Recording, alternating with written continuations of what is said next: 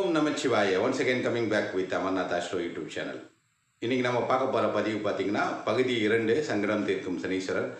ஏற்கனவே நம்ம மேச லக்னம், ரிஷப லக்னம், மிதுன லக்னத்துக்கு பார்த்துருக்கோம். இன்றைக்கி வந்து நம்ம கடக லக்னம், சிம்ம லக்னம், கன்னி லக்னத்துக்கு சனி எப்படி இருந்தால் பெரிய அளவில் முன்னேற்றத்தையும் தொழில் லாபத்தையும் வேலையில் முன்னேற்றத்தையும் கொடுப்பார் அப்படின்னு பார்க்கலாம்.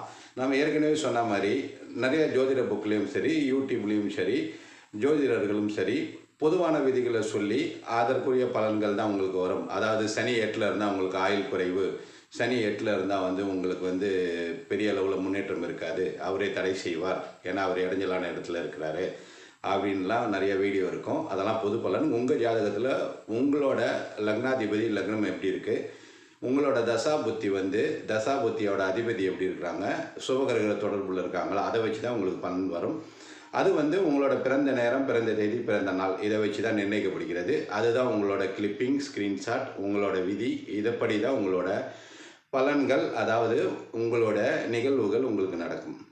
சரிங்களா? அதனால் பொதுவான வீடியோ பார்த்து உங்களுக்கும் அதே வருமானதை பார்த்து குழப்பிக்க வேண்டாம்.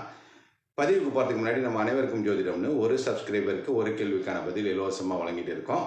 அதுக்கு நீங்கள் சப்ஸ்கிரைப் பண்ணிவிட்டு கமெண்ட் பாக்ஸில் உங்கள் பேர், பிறந்த தேதி, பிறந்த நாள், அதாவது பிறந்த தேதி பிறந்த நாள் ரெண்டும் ஒன்று தான், பிறந்த நேரம், பிறந்த இடம் இதோட போட்டிங்கன்னா, உங்களோட ஒரே ஒரு கேள்வி போட்டிங்கன்னா அதற்கான பதில் வந்து யூடியூப்பில் வந்து உங்களுக்கு வீடியோவாகவே வெளியிடப்படும். அது அனைவருக்கும் ஜோதிடம் அப்படின்னு டைட்டிலோடு வரும். சரிங்களா? இப்போ வந்து நம்ம பதிவுக்கு போகலாம். சங்கடம் தீர்க்கும் சனீஸ்வரர் கடக லக்னத்துக்கு என்ன பண்ணுவார்?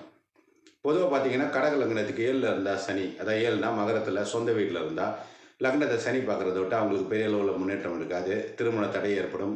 இது தவிர பார்த்தீங்கன்னா அவங்களுக்கு பார்ட்னர்ஷிப் பிஸ்னஸில் பிரச்சனை வரும் அப்படின்லாம் வந்து பொதுவான விதிகள் இருக்குது. ஜோதிட புக்குலையும் அப்படி தான் இருக்குது. பொதுவான விதின்னு பொதுவானது தான். அது உங்களுக்கு பொருந்தணுமான்றது அவசியம் இல்லை.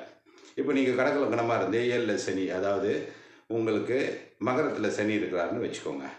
அதே மகரத்தில் சனி இருக்கிறவர் கூடவே சுக்கிரனும் சேர்ந்துருந்தாருன்னா அந்த சனி தசை வந்து உங்களுக்கு பெரிய அளவில் முன்னேற்றத்தை கொடுக்கும். எப்படின்னு கேட்டிங்கன்னா, உங்களுக்கு பார்ட்னர்ஷிப் பிஸ்னஸ், ஏன்னா சனி வந்து சுக்கிரனோட தொடர்புனால, சுக்கிரன்றது கடக லக்னத்துக்கு 11வது அதிபதி, 11வது அதிபதியோட தொடர்புனால பெரிய அளவில் லாபத்தை உங்களுக்கு எந்த தொழில்னாலும் கொடுப்பார். அதுவும் சனியோட தொழில்களான இரும்பு சம்பந்தமான தொழில், பழைய பொருள் விற்கிறது, இல்லை வந்து நில வீடுன்றதோட விவசாயத்தில் கூட பெரிய அளவில் அவர் சனி தசையில் உங்களுக்கு பெரிய அளவில் முன்னேற்றத்தை கொடுப்பார் கடக லக்னக்காரர்களுக்கு. ஒருவேளை சனி மட்டும் சனியாக இருந்து குரு வந்து கன்னி ராசிலேருந்து சனியை பார்க்குறாருன்னு வச்சுக்கோங்க. கன்னி ராசின்றது கடக லக்னத்துக்கு வந்து 3வது வீடு, 3லேருந்து குரு வந்து 7வது வீடை சனியை பார்க்குறாரு, மகரத்தில் இருக்க சனியை.